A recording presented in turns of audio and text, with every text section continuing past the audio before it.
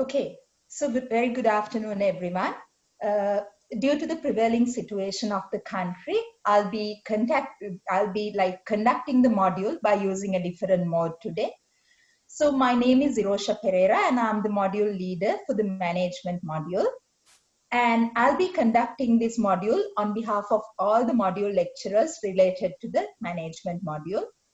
So if I quickly tell you how I'm going to conduct today's session, the duration would be 1.5 hours. And within this 1.5 hours, I'll be covering up the basic aspects related to today's topic. And if you're having any concerns with regarding this topic, please feel free to contact your module lecturer or else myself via email. So before I move on to today's topic, let me quickly recap what we have done in the last week. So if you all can remember, it was about the introduction to management, where we tried to get the basic essence of what is management and where management stands in today's context.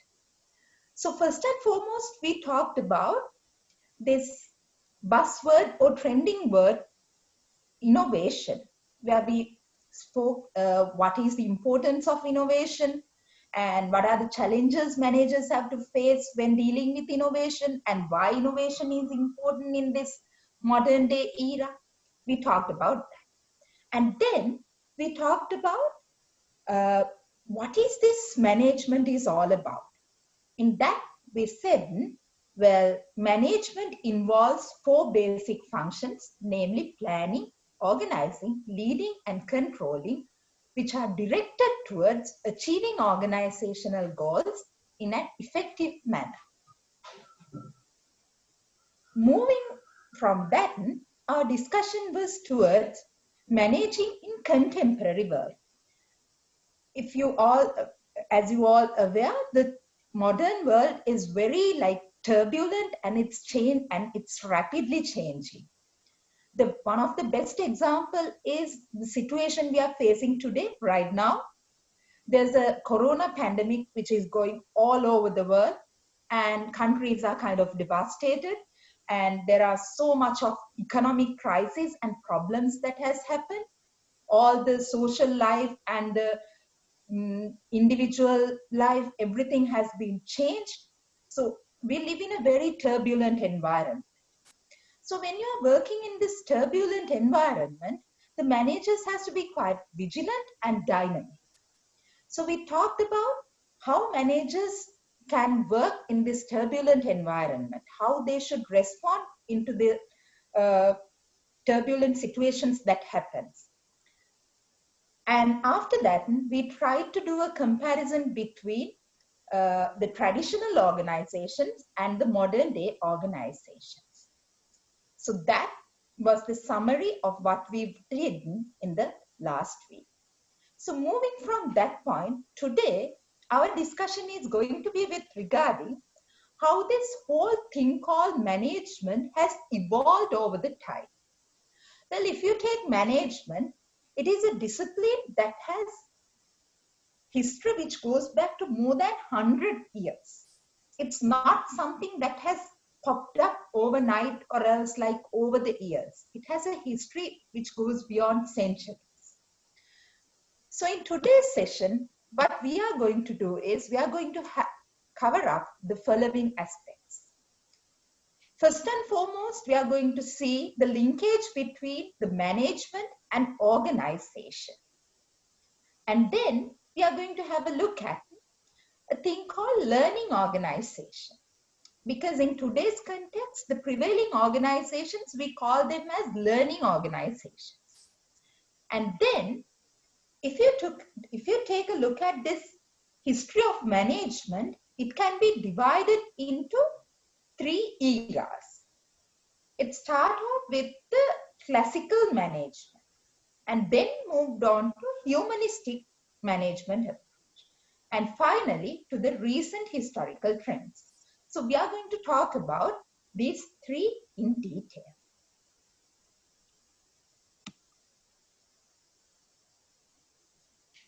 Well, why management, why managers are required for business organizations. So if you have a look at the business organizations, they have to deal with the external environment. If you take almost all the resources that are being used by business organization for their production or else for their marketing campaigns or whatever the thing, all those resources are coming from the large business environment. If you take the people, if you take the raw materials, if you take the finance, if you take machines, right? All these are coming to the organizations from the external environment. So any business organization has great linkages with larger business environment. So when you're dealing with larger business environment, there need to be someone in order to govern this relationship to ensure there's a smooth linkage between external environment and the business organization.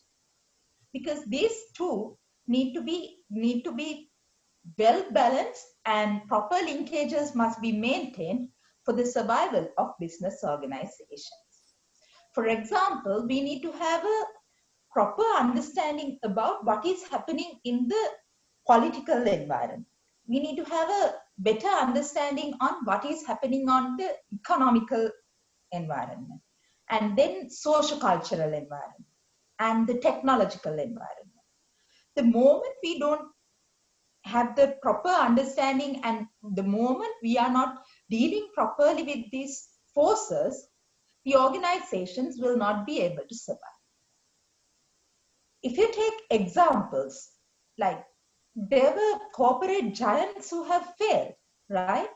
If you take the case of McDonald's, where they failed in India, the whole reason for the failure was to do with regarding they were not being familiar, or else they were not being taken much effort in order to get an understanding about the cultural environment prevailed in India.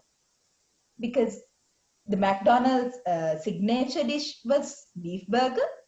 And when they were introducing McDonald's outlets in India, what they did was they just tried to introduce those signature dishes in India as well. But India was one such country where the cow is being considered as a holy animal. So people was just reluctant to dine in or else buy food from McDonald's. The same thing applies to the Euro Disney as well. Disneyland being a success around the world, it failed when they introduced the Euro Disney. The reason was they were trying to, they were having same ideology and they thought the same mantra which worked for them in US will be effectively work for them in Europe as well. But it wasn't the same. The people's preference, taste, and their thinking pattern all were different, because US people were much dynamic and they're kind of like interested towards these fast things, fast life and everything. But European people are not like that. When it comes to like leisure, fun, theme park and all, for them, it's more to do with regarding relaxation, aesthetic aspects and all, which was lacking in the Euro Disney, which is the foremost reason for the failure of Disneyland in Europe. So likewise, if you take any business organization, they need to have a proper understanding about what is happening in the larger business environment. So to get this understanding, the organization need to have effective management. Then only they can deal effectively with the thing, with the in terms of their business.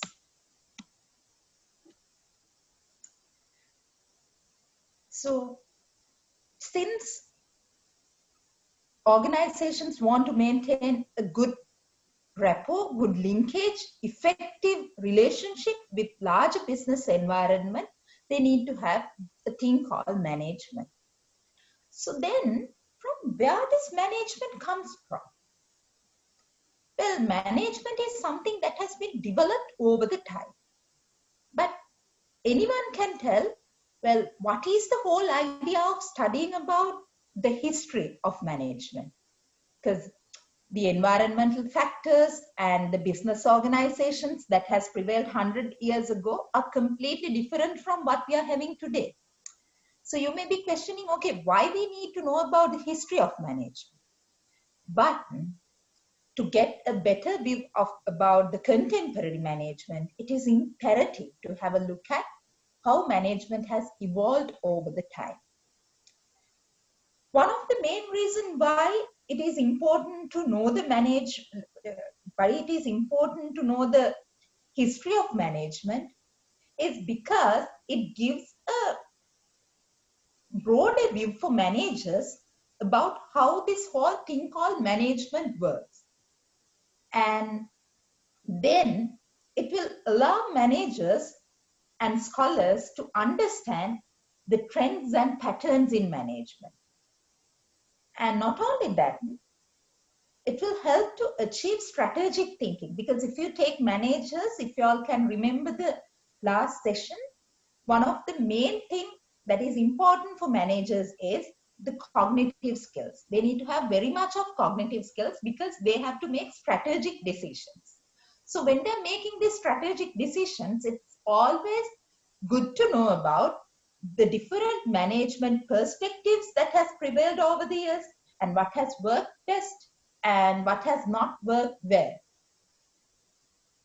And to get a holistic view about this whole discipline of management. Because when you know about the history only, you will get to know how this has been evolved over time and what were the major issues with regarding the initial stages of development of management, and how people started looking at people perspective in much larger manner over the years, right? So to get an overview about all these things, it's imperative to know about the history. And ultimately, when you know the development of management over the years, you will be able to understand how this management has shaped over the time with the changing business environment. Now, for example, if you take this concept called learning organization, it has evolved as a result of change, like many changes that has been taken place over the years. Changes in terms of socio-cultural environment and in terms of economy, right? Due to all, and the political policy changes and all, right? Due to all these factors, now people are more, the trending thing is having learning organizations, which are quite adaptive, flexible and all, which we'll be discussing in detail in next slide. So therefore, due to wide array of reasons, it's very important to know about the historical aspects or else perspectives related to management.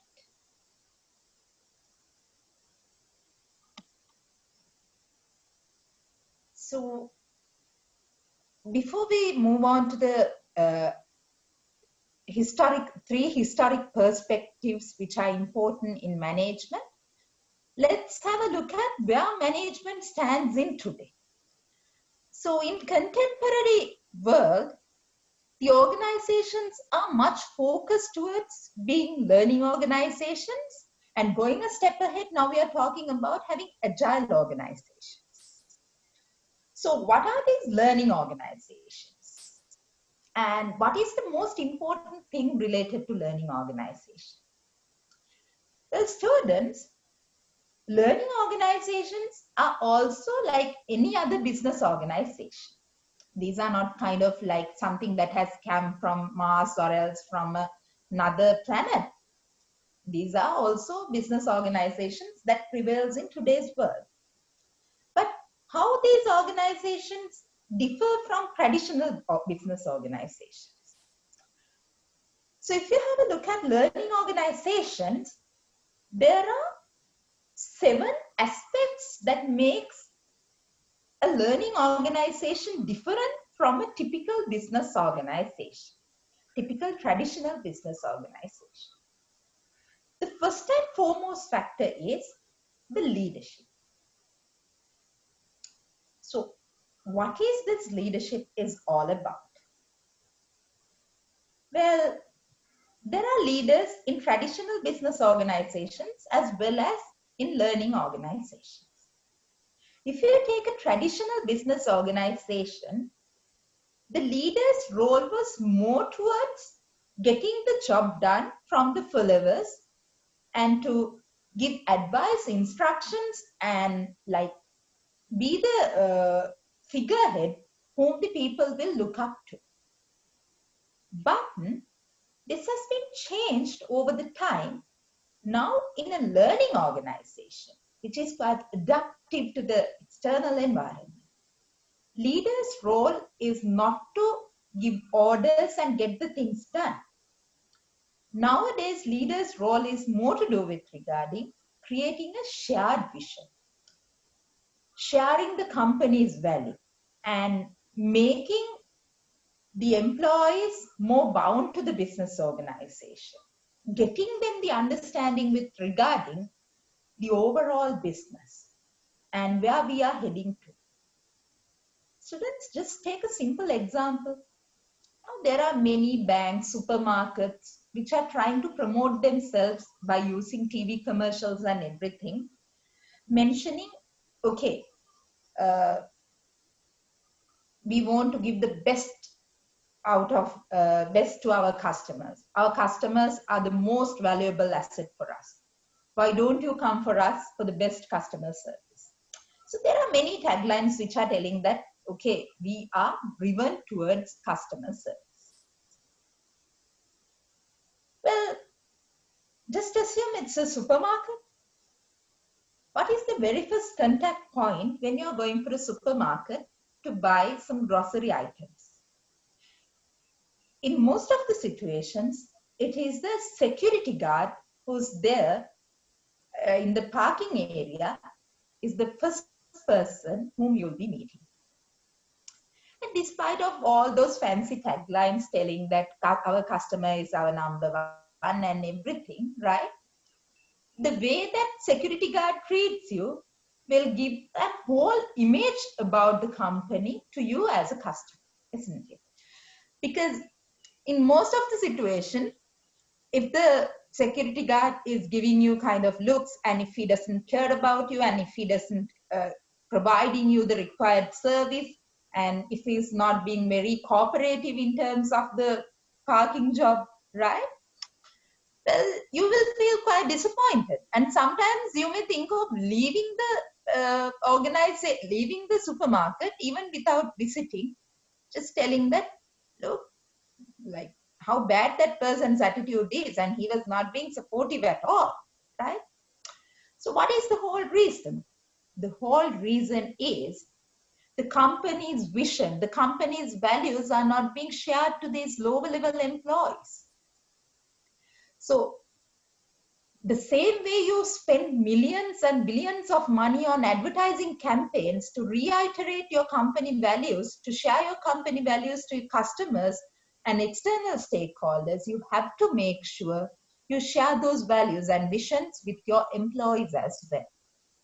Then only they will make sure they will create a business organization which is kind of effective. If you take companies like Twitter, most of the employees are kind of satisfied and they are providing the best possible service for their customers because the vision is being shared among everyone, from the top management to the lowest level employees. And if you take companies like Ritz-Carlton, right? This hotel chain, the success for the reason for the success of this hotel chain is mainly to do with regarding the employees. The leadership, the top management of the company has taken all the measures and initiatives to make sure that the company's values are being shared with the employees. So all the employees are directed and and it's within their DNA to give the best to their customers. So all these values need to be shared with employees by the leaders of the company. That is one of the foremost characteristics of a learning organization. And then the other important characteristic is having team-based structures. Well, if you take traditional typical business organizations, those are very much individualistic, and all the performance incentives and everything are individual based. So that creates a culture where you are reluctant to share information, where you are reluctant to share the authority, where you are reluctant to share or delegate the jobs, where you feel insecure almost all the time. So this will kind of like restrain the organization from going to its maximum potential. Therefore, what learning organizations suggest is it's always great to have team-based structures where that you should always feel as a part of a team, and you should feel secured, confident enough to share information with your team members, and you should feel like you are a recognized member in the team, and all this will ensure you as a valuable member to the business organization. This will always make you satisfied, motivated towards giving the best to the business. And then employee empowerment. Well, when I say empowering the employees, they should be empowered in terms of the decision-making power and freedom to talk, and with regarding knowledge, skills, etc. For example, if you take companies like Facebook, right, there's a tremendous freedom to talk within the business organization. If you read about the company culture, you will get amazed how this like world famous one of the companies within Fortune 500 survive with a very flat hierarchy and giving so much of liberty, freedom for the employees. From the very low level, like supportive engineers and everyone has some say over the Facebook. So when you are being empowered, you will always feel, or else you will always kind of encourage, motivated to give your best to the best business organizations. So therefore, learning organizations are always trying to empower employees rather than like having centralized power, authority, and decision-making system. Because that will always make sure that employees are kind of like stick to a boundary, and they always feel like their hands are tight. So to avoid that, there need to be employee empowerment. And then having information, open information. Well, if you look at all these factors, these are connected to one another. So I told you, like when you have a team-based structure, you will always feel like sharing information than in an individualized culture. Well, if you take contemporary world, contemporary business organizations, these are flooded with information. Well, anybody should be able to grab any important information related to the business very easily. Then only, like when you have information only, you can make quick decisions, and you can make the best decisions, not only the quick decisions, to make like best possible decisions. If you take companies like Walmart, which is a kind of like retail giant in the world, they invest a lot in data, in information. Like for the things such as big data analytics and all, they spend in millions because they rely a lot in information about the customers, customers and their buying habits, about the stores and the raw materials and the stocks to everything, they maintain like billions and millions of pieces of information. So one of the most important thing related to a learning organization is to making this information open to its employees, and then to having a participative approach. Well, if you take traditional business organizations, they relied much on top-down approach, where the top managers take the decision and it will pass to the middle layer and they will pass it to the operational level employees. When this happens, you don't feel ownership towards whatever the activity that you are taking. You don't feel accountable because you are just following someone else, like you are just following the instructions that someone else will give. And you are not being a part of that decision. This will make you demotivated, or else this will just make you work for money. So to avoid that, the learning organizations are always encouraging the bottom-up approach. What does it mean by the bottom-up approach? In the bottom-up approach, what happens is even the operational level employees, the lowest level employees can give their ideas and can share their suggestions with the top management, which may help to change or else to make decisions related to business organizations. Well, for example, just take a degree awarding institution. Well, there may be kind of like senior academics, junior academics, and then the administrative staff and all who are looking after the big business. But then again, there are marketing executives, sales staff who are having kind of direct contacts with the potential customers, potential undergraduates. So in their daily communications, in their daily dealings with these potential customers, they will be getting a good insight about what are the trending degree programs and what sort of programs are highly demanded by these potential undergraduates and all.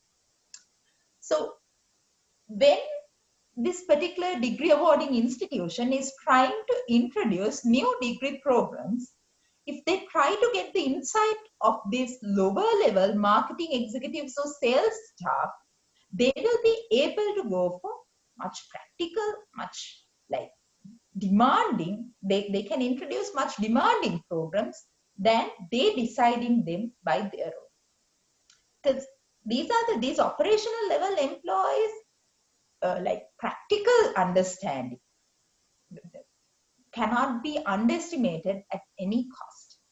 So therefore, it's always important to use bottom-up approach than going for the top-down. Having a strong adaptive culture. The organization culture is one such important thing related to company's survival as well as to retain the best sort of employees. There's this business organization which conducts HR related stuff called Glassdoor, right? So according to a research that has been done by them, it has been identified company's culture as one of the prominent factors, one out of 5 main forces that affect towards employee for evaluating the job. Remember, it's 1 out of the 5 main forces. So just imagine, like, a person may think it's the pay, it's the leave, it's the fringe benefits and all that matters when you're evaluating the job as an employee. But it, like around the globe, right, larger majority of the employees, they consider culture as one of the prominent factors out of the 5 when they evaluating jobs. So having a strong culture, strong adaptive culture in the sense, as I told you, we are operating in a very turbulent environment. So we should be able to adapt ourselves, be flexible to the changes that are happening.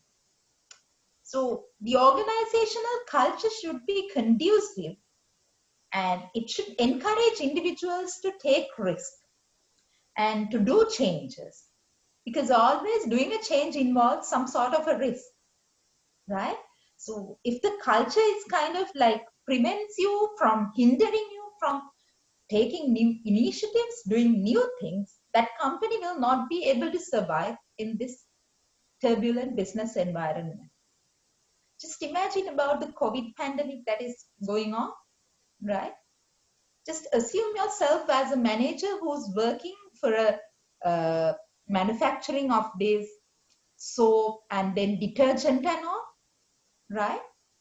So if the organization is having a strong adaptive culture, in this particular situation, you should be able to quickly shift your production resources, employees, and everything to make kind of things such as hand sanitizers, right?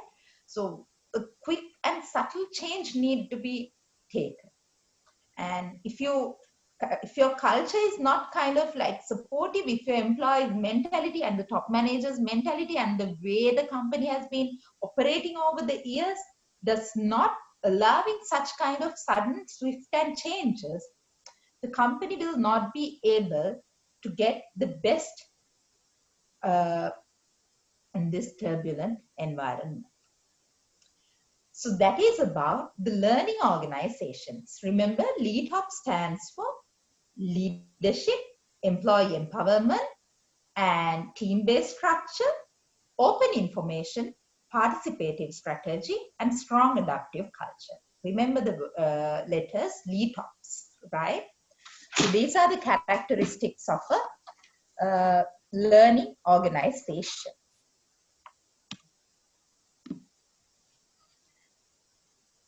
So by now, we have discussed about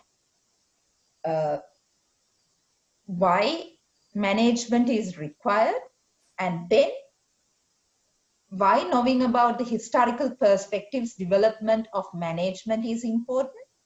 And then we talked about the contemporary business, a type of contemporary business organization, which is commonly prevailing in today's world, which is learning organizations. And we talked about the characteristics specifically important or else that is being showcased in learning organizations, which we named as LEADHOPs.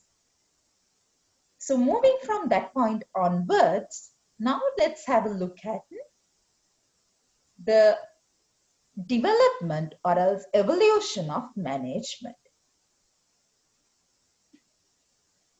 Well, if you take the eras that we have passed, we can mainly divide it into three. So the very first one, we call it as the pre-modern era. And then we have modern era or else scientific era. And ultimately, we have the postmodern era, postmodernism or else postmodern era. That is the era where we live at the moment. So what is this pre-modernism and modernism and postmodernism? Students, pre-modernism is almost to do with regarding, this is the era where people believe that power is something which is outside and it is something which is invisible and it is something which is beyond individuals' control. In the simplest term, this is the era where people believed in gods, where you believed in invisible powers and all. You thought that raining is happening because of the grace of God and the droughts are due to the anger of God, right? So everything you have kind of like accumulated those to God's action. Like you are always not taking the responsibility for your actions. You thought it's God's mercy or else God's anger. So after passing this era, little by little, people were trying to rationalize the things and they were trying to come up with the scientific reason. So that part we call as modern era or a scientific era. So in here what had happened was people were trying to study about the thing from rain to drought to and then like death, birth to everything. They were trying to have a look at it on a more scientific perspective. They were trying to be rational, logical and all. So as a result, this is the era where that individuals started believing that, well, power is not something external. It is within us. So like whoever who's having the highest power, that person will be able to conquer, or else that person will be able to do better than the others. So the scientific era, in this era what had happened was people were trying to go for scientific and logical explanations, rational explanations and developments. So for everything they were trying to find out the reason and justifications. And moving from that point onwards, now with that, the science has reached its pinnacle, where people were ended up going for this like to the extent of like making copies of human beings, etc. So after the science has moved to its pinnacle, people were trying to go beyond that, where we came to a point called postmodernism. If you take postmodernism, the era where we live today, in here we are trying to say like the postmodernism is much to do with regarding where individuals are having their own individualistic viewpoints, and like postmodernism thinks or assumes that there's nothing called universal truth. Well, everything will depend on how one looks at it. Well, for example, if you take something like marriage, right? Earlier, it was a kind of like the heterogeneity being appreciated and all. But it's not the same situation in today's world. Now the things have been changed, right? Now people are accepting gay marriages, lesbian marriages, and transgenders and all sort of things. That is because of the postmodernism, where we believe that individuals can define the way they want, right? So if you take this larger thing called management, it has evolved in this modern era or else in the scientific era.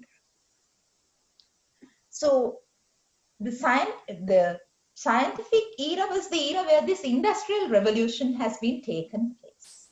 So the development of modern management goes back to that era. So the first and foremost developments related to management, we call them or else we categorize them under classical perspective or classical management era. So this is like a tribe. The believers of classical management, classical perspective thought, well, for everything, there's a reason, there's a rationale, and there's a scientific approach. So by using the science, by using the rationale, by using the logic, you are always at a position to enhance the efficiency of the business organizations. So they always thought like, they always perceive business organization as a machine, where it should, like the focus should be towards producing more and more units, more and more outputs from minimal amount of inputs. So they use science, they use logics, they use rationale, and they use everything to make sure that maximum being generated from a limited amount of input. So there were many scholars who did their research and who came up with the theories related to classical perspective. Remember, all of them believed in scientific approach, rationale, and logical ways of getting the maximum output by using minimal input. So under the classical perspective, we are going to talk about three important management theories. The first one is scientific management, and then bureaucratic management, and ultimately administrative principles. So scientific management. If you look at the scientific management, Henry Fayol is being considered as the, F.W. Taylor is being considered as the father of this scientific management. If you take the Taylor, he himself is an engineer. So he was always seeing business organization as a machine, and he was always looking towards using these inputs and outputs, and even the people was being considered as another ingredient for the production. So what he came up was, he said to improve labor productivity, to improve the output, the best thing to be done is standardizing the process. What he said was, if you take any work, it need to be divided into different tasks, and you should introduce a standard method for performing each and every of these jobs. And thereafter, when you are recruiting employees also, you have to recruit employees who are kind of competent enough to do that standard job. And when it comes to the training also, all the employees should be given a standard training about the standard method to get the job done. Right? Now just imagine how controlled the employees were. So, and ultimately, scientific management said that whatever the incentives, the wages received by the employees should be directly bound, or else should be directly linked to the number of units that they produce or output. Well, the major drawback with regarding the scientific management is it doesn't give any emphasis related to the differences in individuals. It doesn't focus on getting the best out of employees. And the human aspect is very minimal. So like almost all the classical theories, scientific management is also having its own drawbacks. But we cannot say this is a very kind of historic management theory and this is completely outdated and all, because even if you take most of the garment factories here in Sri Lanka or else in any developing country, still they are using this scientific management when it comes to their operational level employees. If you take the stitching of a garment, garment item, the work has been divided into standard tasks, such as cutting and then stitching and then attaching the buttons and then packing. Likewise, everything being divided into standard tasks. And then the employees were specifically trained on how to perform these standard tasks. So a person who's kind of doing the attaching the button, that person may be knowing, that person may know only how to attach buttons, right? You may get amazed. Once I met a garment, girl who worked for garment for good 2 years, right? So she has been working for a garment which produce apparel items in export quality. But still, she doesn't know how to stitch. She doesn't know how to use machine. When I asked why, what she said was, she said all throughout these 2 years, her task was cutting these extra threads and all in the garment. So that was the standard task that has been allocated for her. And she was doing it again and again and again. So definitely with the passage of time, her efficiency will increase like nothing. That means she will be able to like do like very large amount of outputs within a very limited amount of time. But of course, she will not be having much knowledge about the other aspects. But that is what scientific management is all about. Then by going step ahead from the scientific management, by using the F.W. Taylor's initial studies, there was another scholar who has came up with a something similar to scientific management, which is time and motion study, right? This has been developed by a person called Gilbreth.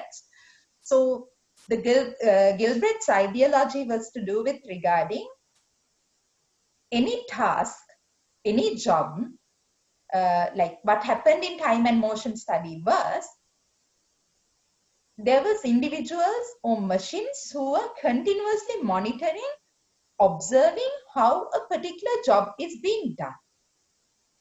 And thereafter, they were trying to identify the tasks or activities involved in that job. And they were trying to make sure, and at the same time, they were trying to identify the body postures and gestures during the performance of that task.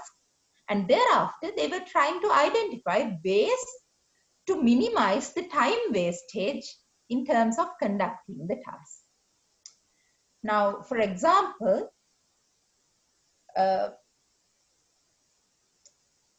take a garment factory. In a garment factory, there are like girls who are involved with ironing of the garment items. Now, in Gilbreth's study, what he did was, he was observing the way these girls are doing this activity, where he divided this total job into tasks such as taking the cloth and then kind of like putting it on the table, and thereafter switching on the iron, and then do the ironing, and then put it into the hangers and things like this. So when he was, and thereafter, likewise, he identified time taken for each and every of these little activities and motions. And then he was trying to identify ways in order to minimize the wastage of time related to each and of like these activities. For example, if it's like, if they were seated while they're ironing, well, he may have tried, is there a time saving if they do it by standing? And if there's a time saving, is it like the best thing is to adapt standing and ironing rather than doing it by sitting? So likewise, this is always to do with regarding identifying the time taken for the task and introducing the standard processes that will minimize the wastage of time. Then bureaucratic organizations. Well, bureaucracy is another approach that comes under classical perspective. So Max Weber is considered as the founder of this bureaucratic management or bureaucratic organizations. Well, bureaucracy is to do with regarding having clearly defined hierarchies, responsibilities, and formal record keeping, where all the designations of the business organization are being designed and maintained without any personal linkages. So what happens in bureaucratic management? Well, there's always rational authority, and the authority is clearly defined in organizational structure and positions.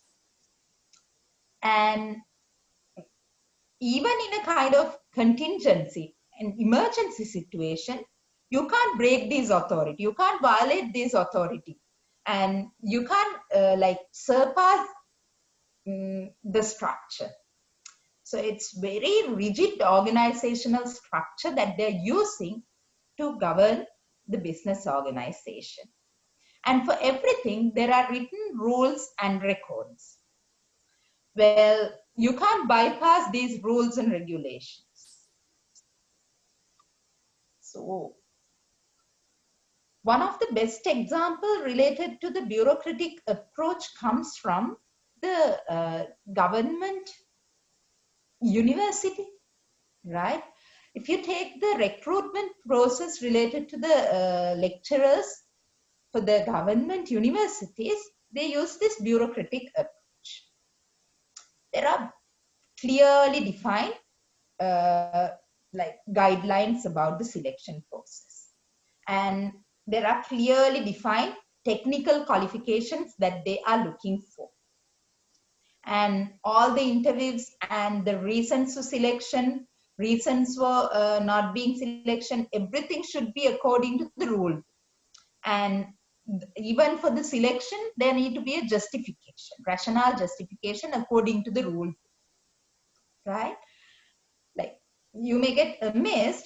Let's say if the advertisement says XYZ university wants academics with first class or second upper from the following discipline, right?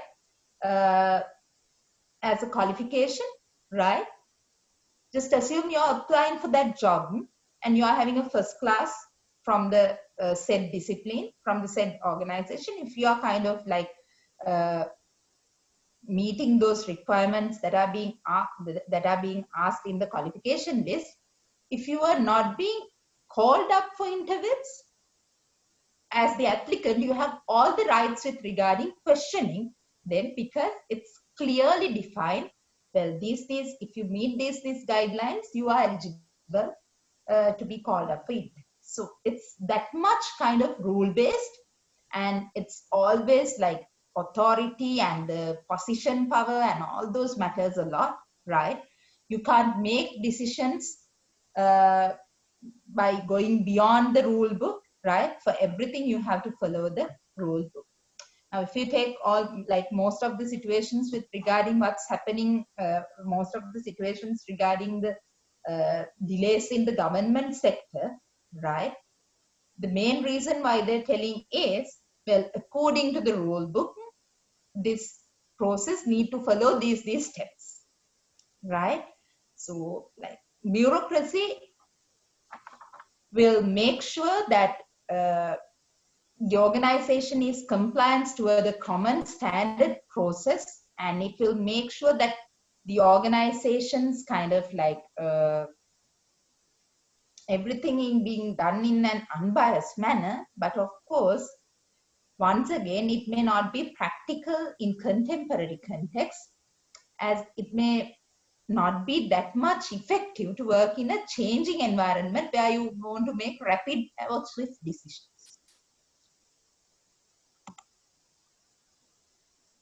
And then classical perspective, an administrative perspective, or else administrative principles that has been introduced by Henry Fair.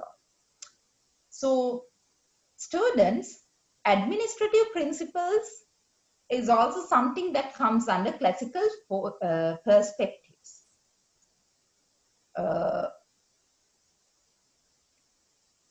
Well, in here, rather than looking at enhancing the individual output and all, what you are looking at is the larger business organization's management, the planning, organizing, leading, and controlling. You are looking at that. The most effective way to get it done to enhance the efficiency. Now, if you take the classical perspective, it's all about enhancing the efficiency. No? That means enhancing the output by using limited amount of inputs. No? So in here also, these principles are being developed with the perspective of enhancing efficiency. So Henry Fayol is the founder of these like administrative principles, and Fayol has identified few administrative rules that must be there within an organization to produce efficient results. One of the foremost factor that he considered was unity of command. What is the unity of command? Well, according to Henry Fayol, unity of command in the sense one employee should receive directions, instructions only from one manager or one superior. What he's telling is when one employee is getting instructions from many managers, it will lead to a kind of confusion where that the employee may find it difficult to see which task he need to prioritize and to which manager he need to like respond swiftly, and it creates clashes, double management. The word is double management. So Fayol emphasized upon unity of command. That means one employee should receive orders only from one manager. Then division of work. Division of work. Well, division of work in the sense, rather than doing the complete full job by one person, is telling the entire work need to be divided into different tasks. And each task should be done by separate individual. And through that, he is telling the efficiency can be enhanced a lot. This is exactly the practice that is being used in the garment industry. Like I said, no person is responsible with regarding cutting, stitching, attaching buttons, ironing, and packing of the clothing, right? There's no one such individual who will be doing the entire task. What happens is that they have divided the complete job into different tasks.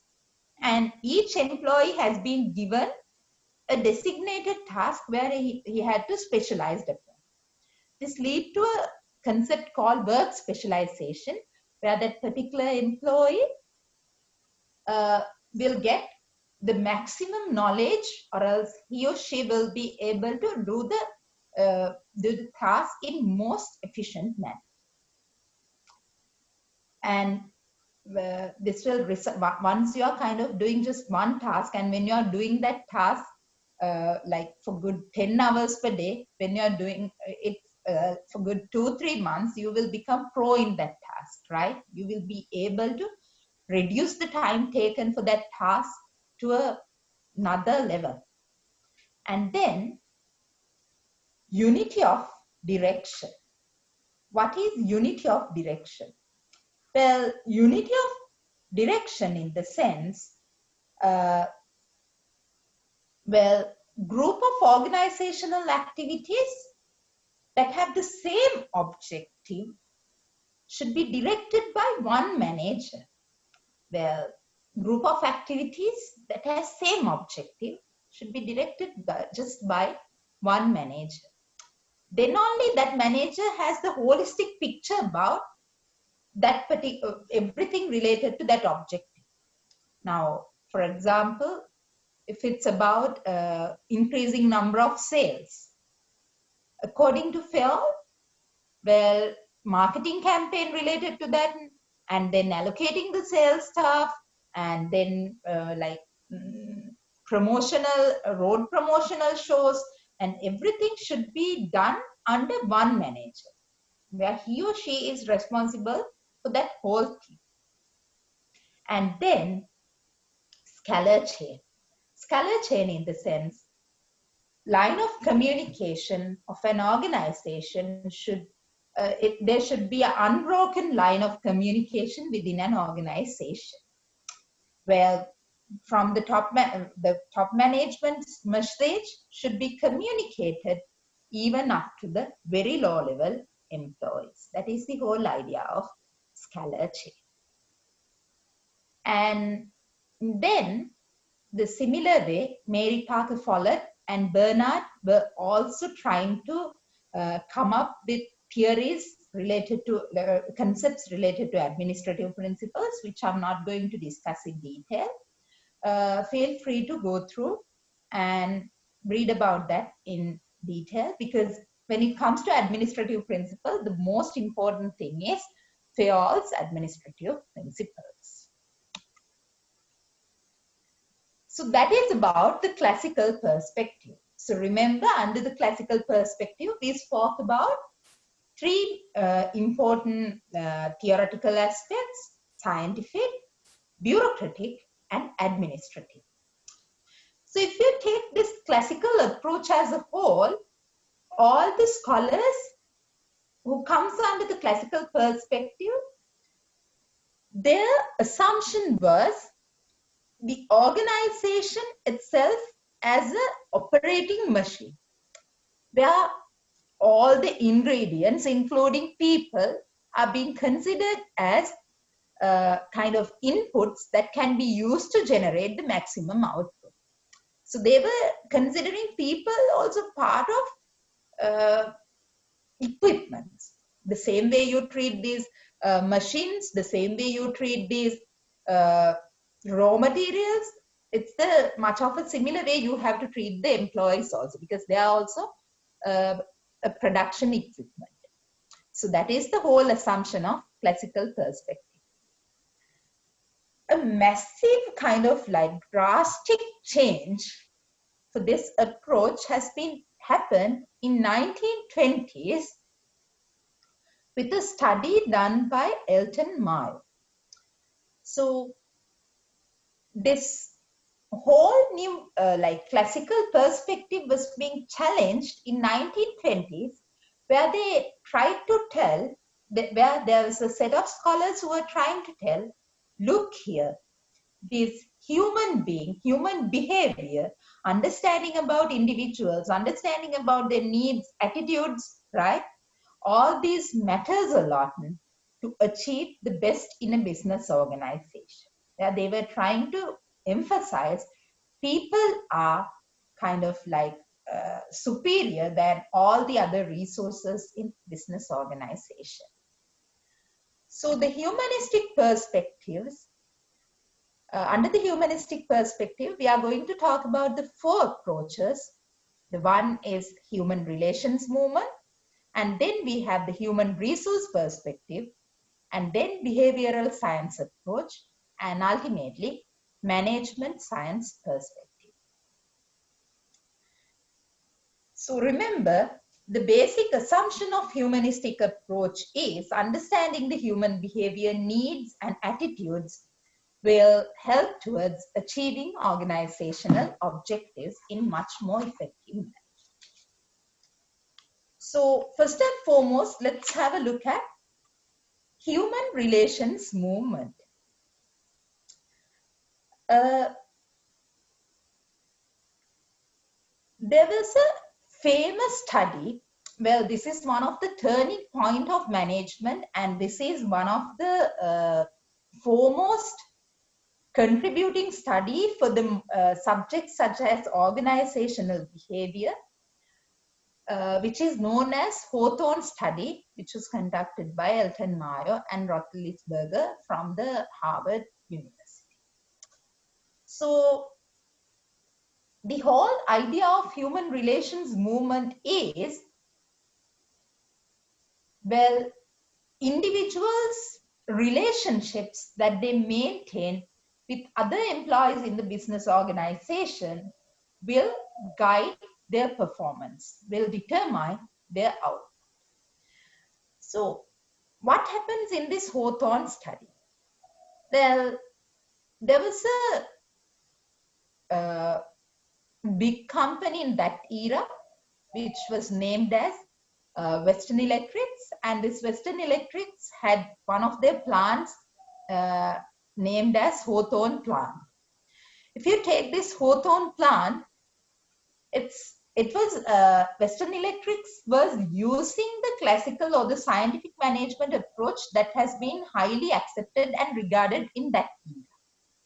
So what they did was they were kind of using individuals also as production equipments, where they were trying to get the maximum output from limited amount of inputs. So the standard working methods and then division of labor, they were the things they also used. But in one time, they were trying to see the effect of individuals' relations towards the production, and as a result, they conducted this Hawthorne study. So at the stage one, the researchers were trying to see the linkage between the lighting in the factory and the performance. The results were interesting, where this lighting haven't had any impact towards the performance. Or else, like what had happened was, despite the low lighting or else high level of lighting, the production has been increased. When they were trying to see the reason, rationale behind this, they have understood, well, the only thing that has been different was there were a set of researchers who were observing them, right? So that has given a kind of like light for a new research, right, which they conducted in relay assembly test room, and the study was taken place for 6 years. So in here, what they have done was they have allowed 6 female employees. They were doing something like producing these switches. So they allowed these employees to work in a room. These 6 employees were put into a room and they were being asked to work in that room for all these 6 years.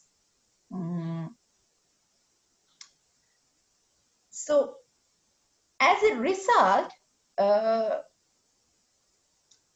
what has happened, and when they were kind of doing the job, gradually with the passage of time, when these female employees, when they have started developing good social relationships with one another, and then when they were working with each other for good 6 years, they have been like having a close relationships with each other and intimacy being built up between these 6 women.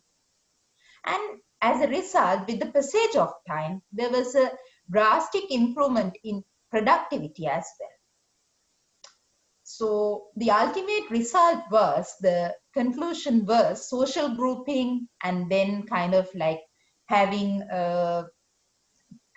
like giving freedom to having social relationships with one another, talking to each other, and then sharing the ideas and all, right? All these will result in increased productivity. So this is one of those foremost and first studies which gave rise, or else which have given a new perspective to the management, where it focused on, well, human beings are also important when it comes to developing the productivity. Human relationships are important to develop the enhance the productivity. Then, human resource perspective. Well, human resource perspective is to do with regarding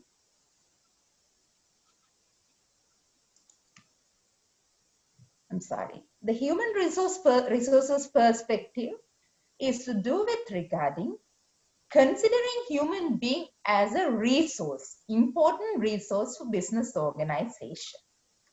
So in human resource perspective, what this whole perspective argues, or else the base for this whole perspective is, the jobs should be designed to meet employees' higher order needs, rather than just assuming that all the employees are getting motivated by looking at the wages. Well, if you take what motivates employees, you may have heard about this Maslow's hierarchy of needs, right? So the whole principle behind the Maslow's hierarchy of needs is, individuals' needs are being arranged in a hierarchical order. Where you satisfy your lower level needs, you think about the next level of satisfying the next level of needs.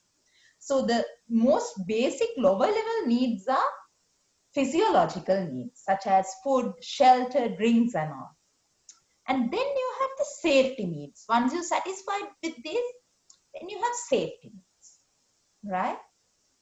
And then belongingness, love, caring, and like protection. So that is belongingness.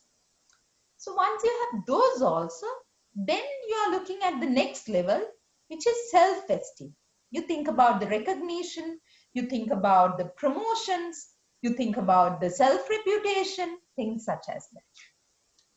Once you achieve all these levels, you then go to the self-actualization, where you feel like going to the pinnacle that you can go as a human being, right? Well, you may have heard about billionaires. After reaching the pinnacle of the business world, they think of going to the politics to do something better for the world, right? If you take characters like Angelina Jolie, they are in the pinnacle of their career and now they wanted to create a social impact. So that is an example for self-actualization. And not only that, there are interesting cases where that famous actors who ended up being monks and business people who had given up everything and started going for this meditation and all, right? So that is about the self-actualization. Once you reach the pinnacle, you feel like you should do something bigger and better for the larger society, right? So in human resource perspective, it says when you are designing jobs and when you are kind of like recruiting people for the jobs, you have to look at which level of the hierarchy of needs they are at, because everybody cannot be satisfied with money. Some people, it's the social recognition that matters a lot. They may be kind of like won't mind changing a job which may creating them a financial loss of good 100 or 200,000 as long as they get the social recognition.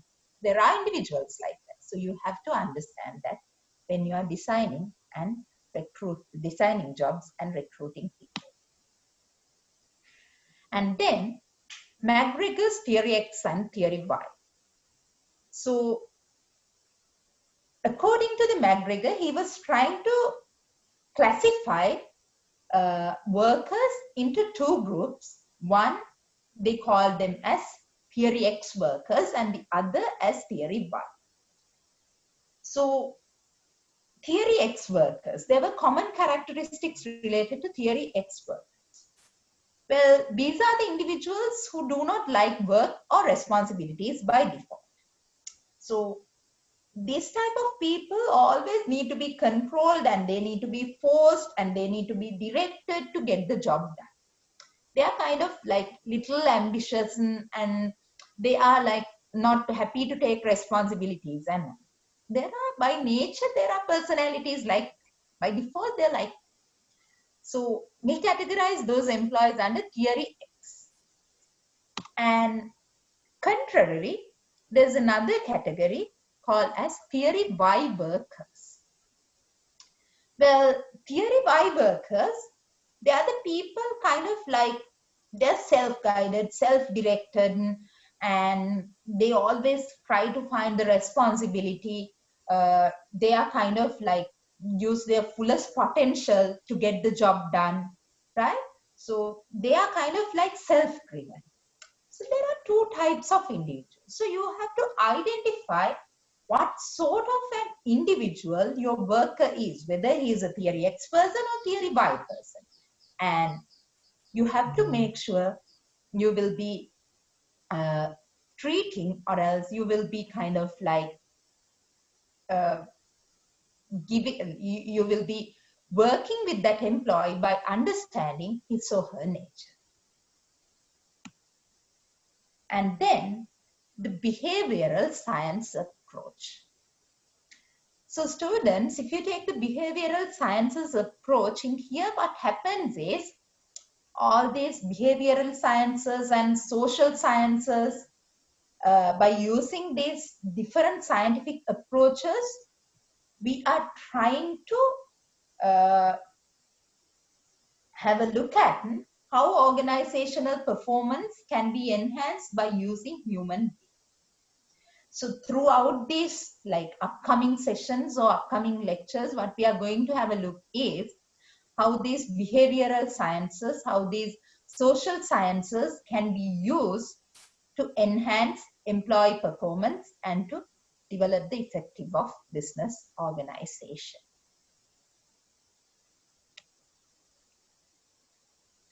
And then the management science perspective. Well, the management science is to do with regarding the application of mathematics, statistics, and other quantitative techniques to managerial problems. So in here, what happens is you are trying to use the quantitative approaches to sort out the managerial problems. So management science perspective discusses about 4 things. One is operations research. In operations research, what happens is, students, in here, we are focusing on building mathematical models in order to sort out operational problems. Things such as stochastic analysis and then big data analytics, all this comes under operation research, where you use quantitative mathematical models and where you build such models to sort out the management problems. And then operations management. Well, in operational research is to do with regarding developing or building mathematical models, right? In the operations management, what happens is by using these different models that has been developed, you are trying to sort out the problems related to manufacturing and delivery, right? This is where these operations managers, supply chain managers, and quality managers, their jobs will come to the stage at this level, operations management. And then MIS, so Management Information Systems. Well, the whole ideology behind management information systems is, well, the moment I say information systems, people are under the assumption, well, information system is to do with regarding computers. But it's a kind of like, it's not a kind of correct view. When I say information systems, it can run even without computers, even without machines, right? Record keeping that is being done by using a book and a pen, and every weekly if you are analyzing those manually kept records, and out of that if you are generating reports about the company's profitability and all, right? And then if you are analyzing those and if it's being shared with the required parties, still it's an information system, even though the computers or machines are not being involved. So the management information system, the whole idea or else whole contribution of MIS is to provide adequate and required information for managers to make timely decisions. Remember, adequate and required information promptly to make decisions, for managers to make decisions, right? So whatever the MIS should provide information timely and prompt, because outdated information will not be able to do any good for any business organization. If you take softwares like Power BI and all, right, these are kind of like readily available. So this will help managers to get a larger view, right, about the business organization through by using just one screen, or else in a one dashboard you will be able to see like many analysis related to the business organization. And then queuing theory. So queuing theory is being used to minimize the customer waiting, right? For every initiative that has been taken to minimize the customer waiting is coming under the queuing theory. One of the best example is introduction of these ATM machines. If you all can remember, banking good 1 or 2 decades ago, it was a real hassle, right? You had to make sure you get a short leave or half day, and you make sure you go to the bank early in the morning and you wait in the queue, right? Until your turn comes, right? And sometimes while you're waiting, it passes 3 o'clock, and as a result, you may not be able to do the transaction. So that has been completely avoided with the use of ATMs. So the same way, introduction of these handy new softwares like Doc990. If you take long ago, going to a doctor's appointment was a kind of cumbersome experience, right? Because you have to go all the way very early, and then you have to wait until the doctor arrives. Doctor arrives very lately, and by the time doctor comes, that you've got exposed to 1,000 other germs in the hospital, and as a result, you come home with a new sickness, right? But now it's not like that. You have to just do the booking online, and you are getting the message about the doctor's arrival. Not only that, you can check what is the patient number that he's checking at that moment, right? So all these are developments that comes under queuing theory. So classical perspective, humanistic perspective, and ultimately the recent historical trends. So if you take recent historical trends, right, this can be seen as the next level, or else the next tribe of management, next tribe of scholars related to the management development. In here, we talk about things such as systems theory, contingency theory, and TQM. So what is the whole ideology of systems theory? Well, students, the whole idea of systems theory is looking at the organization as a system, right? System in the sense, kind of like set of interrelated parts, right? Set of interrelated things that are like working as a whole to achieve some common goal, right? So systems theory is looking at the organization also as an open system. So if you take an organization, right, there are many, like set of interrelated parts, right? HR, marketing, production, and then finance. All these people are interrelated and interacting with each other to ensure that the organization is achieving its profit targets. So it's all about a kind of like, this is the whole ideology of system theory, right? So what are the characteristics of system theory? What are the characteristics of an open system? The first and foremost thing in an open system is, unlike a closed system, the open system interacts with the external environment. This is true in business organizations as well, right? They get all the inputs from the external environment. So business organizations also can be called as an open system. And then entropy. The whole ideology of entropy is losing energy with the usage.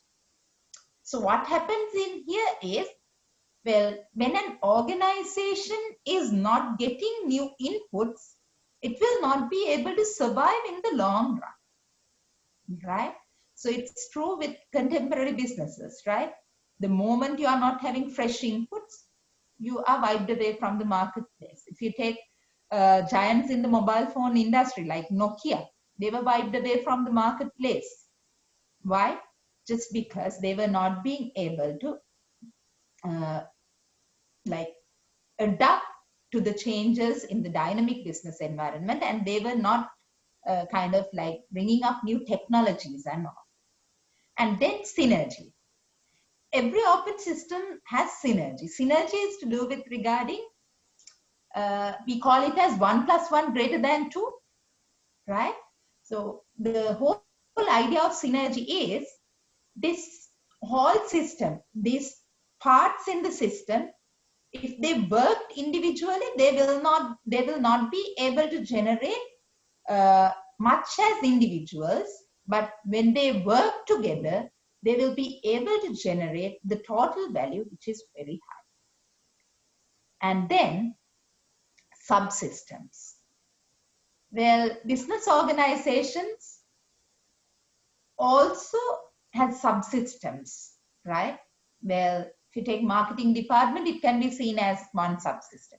And if you take the production department, it's another subsystem, right? They have their own set of like inputs which they get from the environment. And they have their own like output which they send to the environment. So those are the examples for subsystems. So as a business organization is being considered as an open system because it meets all these criteria.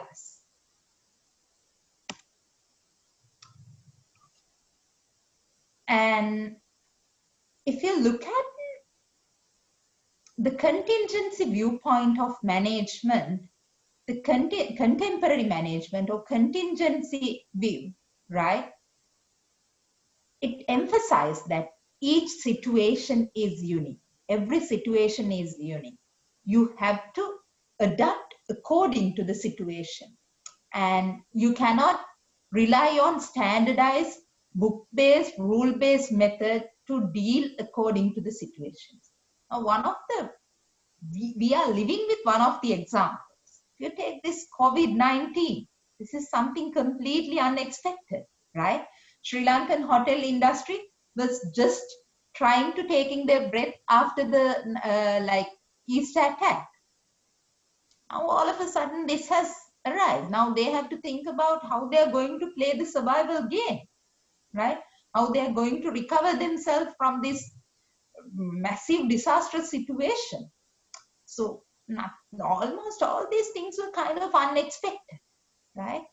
If you think about the political change that has happened in USA and the Trump's economic policies and like political policies related to the relationships with other countries, that has created tremendous pressure on the US business people. For example, Trump has declared very high or a massive trade war with China. And as a result, for almost all the US businesses, the inputs are coming from China, raw materials are coming from China. So as a result, since he imposed high taxes and all, these inputs, raw materials have become really, really expensive. So the US producers themselves are suffering. So all these are kind of like unexpected. So the contingency view is to do with regarding each situation is unique, and what happens in the business environment is quite changing, dynamic and volatile, and you have to make sure you're adapting to that. And ultimately, the total quality management. Well, this is to do with regarding having a 360-degree view about the organization to deliver the best quality for the customers. In here, when I say 360-degree view, it's to do with regarding getting the employees' involvement, customers, and engaging continuous improvement rather than relying on your success or legacy. You have to engage in doing like continuous research and development. You have to do new developments to the product, right? Just imagine the years-old sunlight, right? Now, when you go to the market, how many of changes related to the like sunlight product has happened? How many like different categories are there? for the machine wash, like for the machine purposes, for hand washing, for the fragrance, right? And we make the fabric softening, right? Now, this is to do with regarding continuous improvement in terms of your product. The moment you are not being able to do next level of improvement, you are wiped away from the market. And then benchmarking.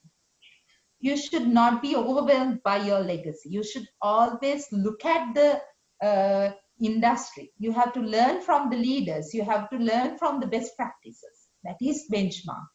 Every business organization should do that. Then only they can stay in par with the competition. So that is how, if you do all these things, you will be able to deliver best quality to the customers, which will automatically ensure that you are getting profit.